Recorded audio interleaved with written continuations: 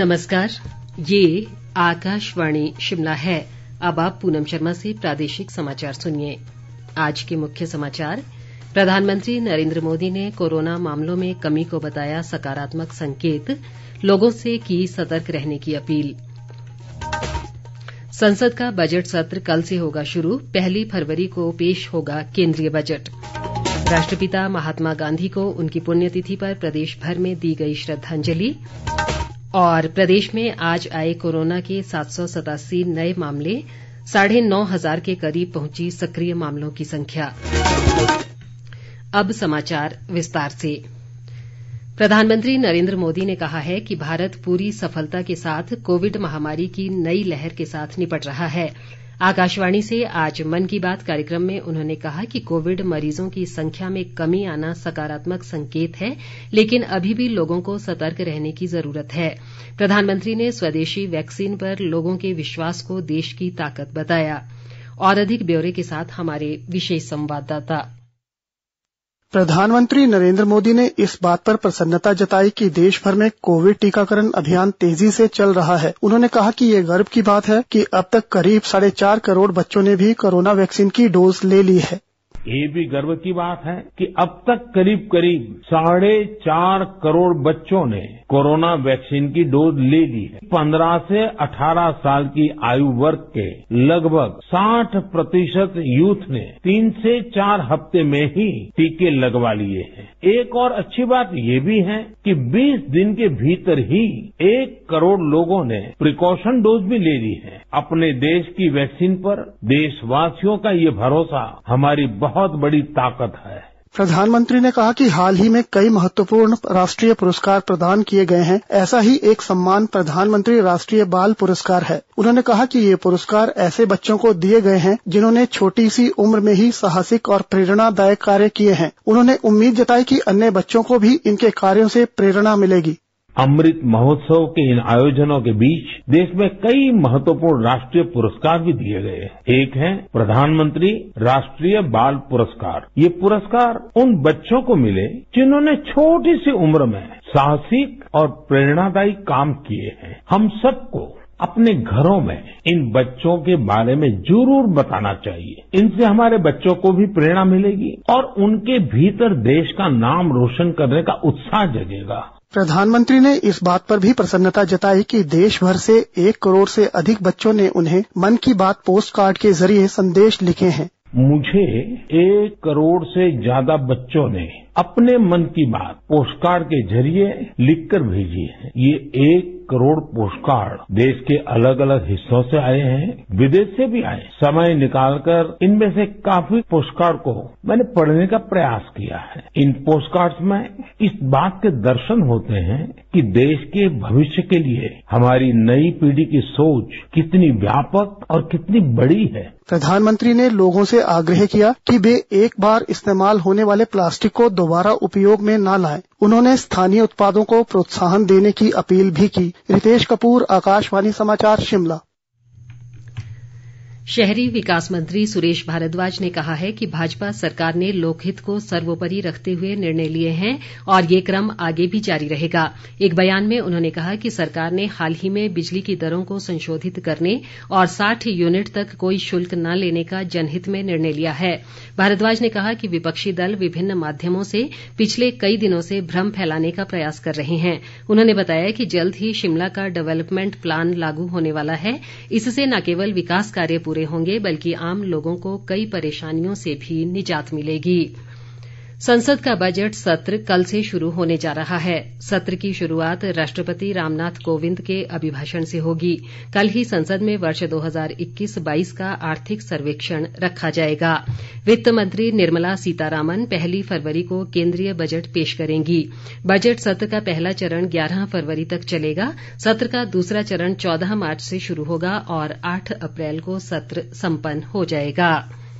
विधानसभा अध्यक्ष विपिन परमार ने कहा है कि कांगड़ा जिले के सुलह निर्वाचन क्षेत्र में गांवों को संपर्क मार्गों से जोड़ने का कार्य प्राथमिकता से किया जा रहा है।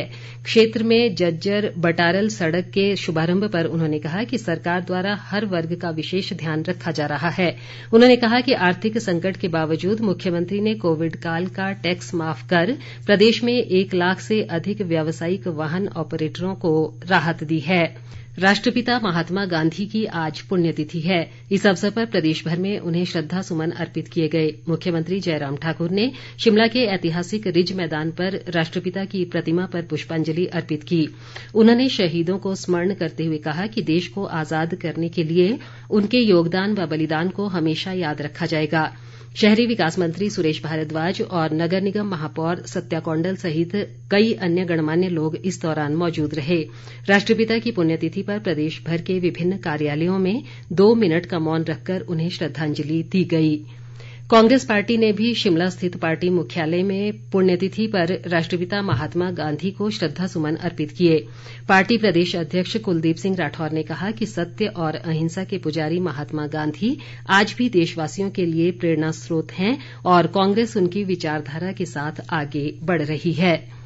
ग्रामीण विकास मंत्री वीरेन्द्र कंवर ने संपर्क से समर्थन अभियान के तहत ऊना जिले के कुटलैहड़ विधानसभा क्षेत्र में आज जनसंपर्क अभियान चलाया।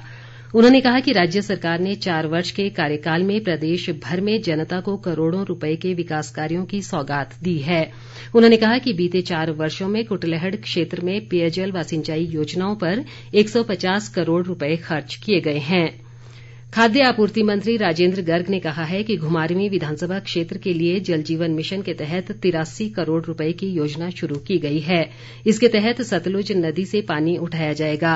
घुमारवीं की हटवाड़ पंचायत में एक कार्यक्रम में उन्होंने कहा कि शिक्षा, सड़क, बिजली, पेयजल और स्वास्थ्य सहित हर क्षेत्र में हिमाचल देश भर में अग्रणी राज्य बना हुआ है।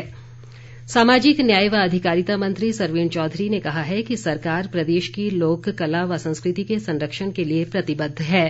कांगड़ा जिले की बोह पंचायत में आज जिला स्तरीय कला व संस्कृति कार्यक्रम में उन्होंने कहा कि प्रदेश में लोक कलाकारों को प्रोत्साहित करने के लिए अनेक कदम उठाए गए हैं। प्रदेश में आज कोरोना संक्रमण के 787 नए मामले सामने आए हैं। राज्य में इस समय 9,452 कोरोना मरीजों का उपचार चल रहा है। प्रदेश में अब तक 2,70,078 लोग संक्रमित हुए हैं। हालांकि इनमें से 2,56,630 लोग स्वस्थ हो चुके हैं। आज 9 लोगों की संक्रमण से मृत्यु के साथ ही प्रदेश में कोरोना से मरने वालों की संख्या 3,978 हो गई है। प्रधानमंत्री नरेन्द्र मोदी 2 फरवरी को सुबह 11 बजे आत्मनिर्भर अर्थव्यवस्था पर भाजपा कार्यकर्ताओं को संबोधित करेंगे। इस दौरान वे 1 फरवरी को प्रस्तुत बजट की बारीकियों से कार्यकर्ताओं को अवगत करवाएंगे।